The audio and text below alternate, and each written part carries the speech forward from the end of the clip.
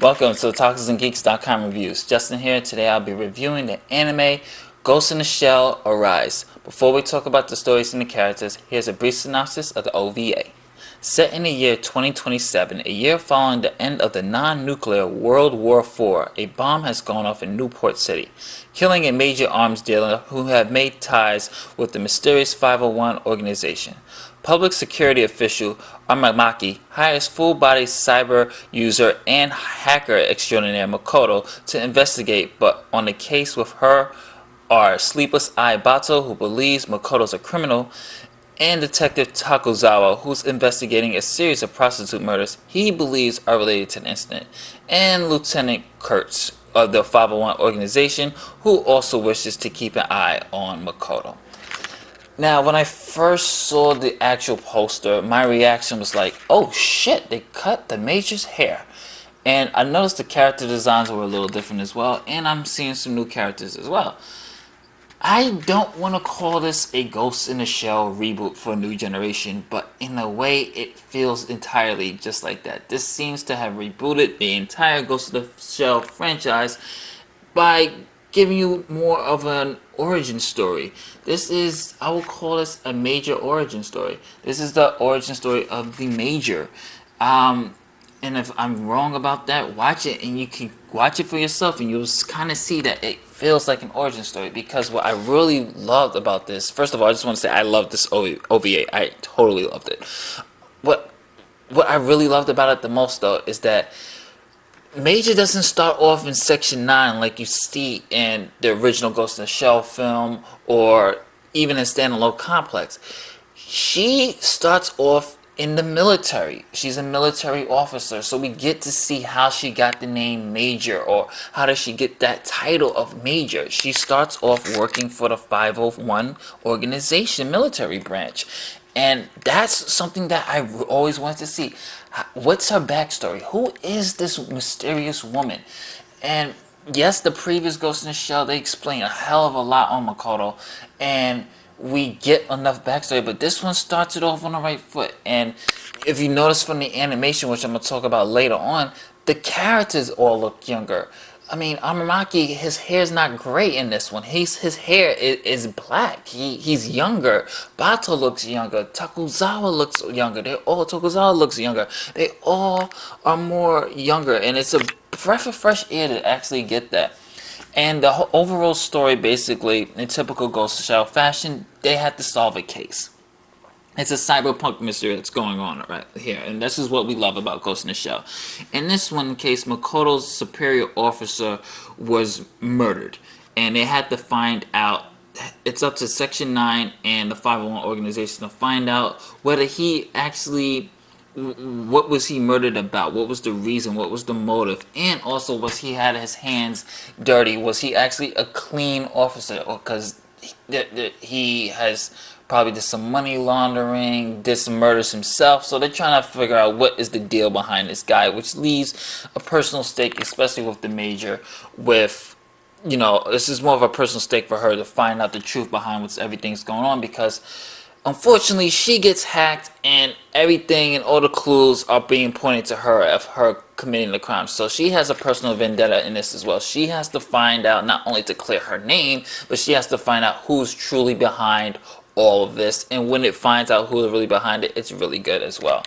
The characters, it's different, but in the same time, they approach the characters a little differently this time, mainly because you get a more, I would say the Major is more humanized this time around. You get a little bit more of a backstory. I mean, she talks about her childhood this time around, of a woman that raised her. Talks about not ever having a cybernetic body. So this is more of an examination on the Major and who she is and how she's going to become the woman that we all know and love in Section 9. And I thought that was a great way to tell it finally, because there's many questions that I always wanted to know. How did she get the name Major? How did she join Section 9?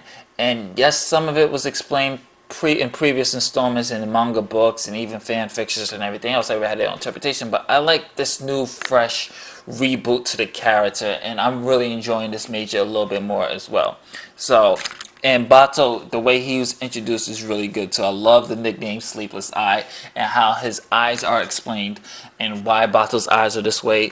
Tokuzawa, he's the same as always. He's that young detective, just want to do good and try to make a case for himself. Overall, it is a great cyberpunk mystery.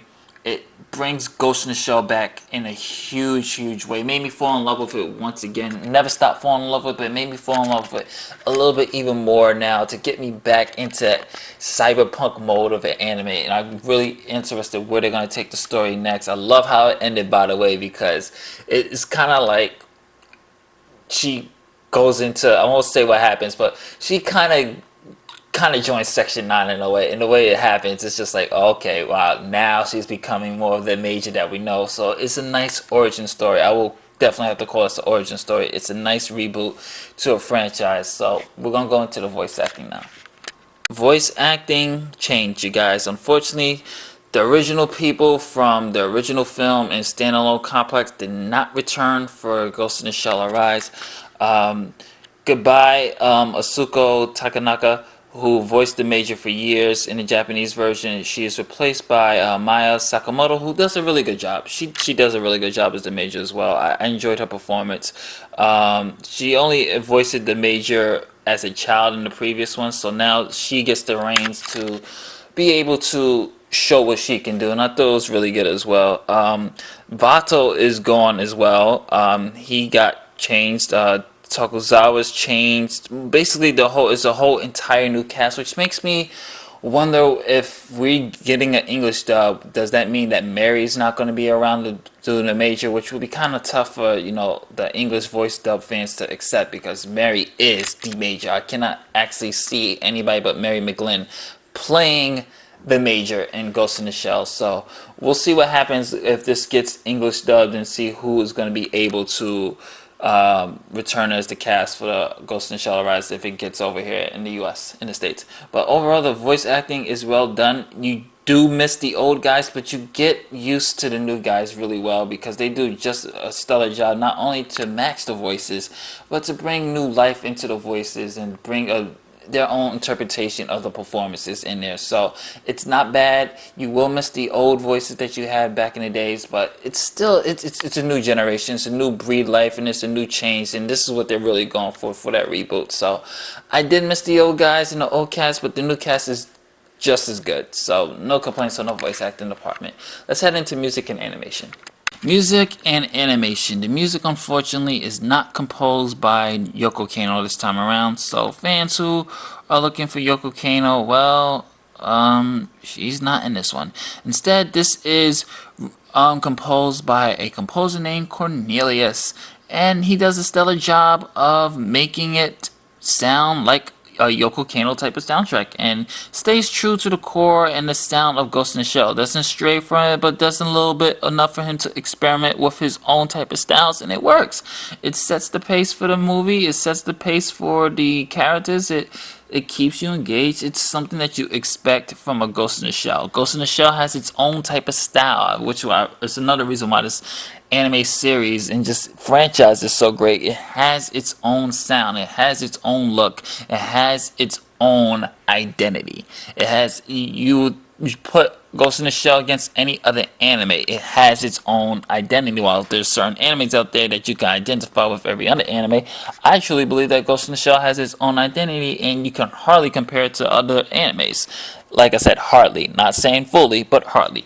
Anyway, back to the animation. Animation, as I stated before, the design on characters look a little bit different. The first time I saw the Major new look, I said, okay, it looks fine, but then I was watching, I was like, for some reason, it's not the design of her, it's just the hair bothers me. I don't know what is driving me crazy about her hair.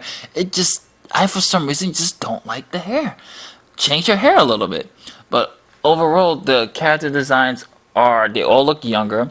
So you can tell this is like in early stages, and like I told you, this is kind of a reboot of the entire franchise, and you get the characters more younger. The action is great fighting.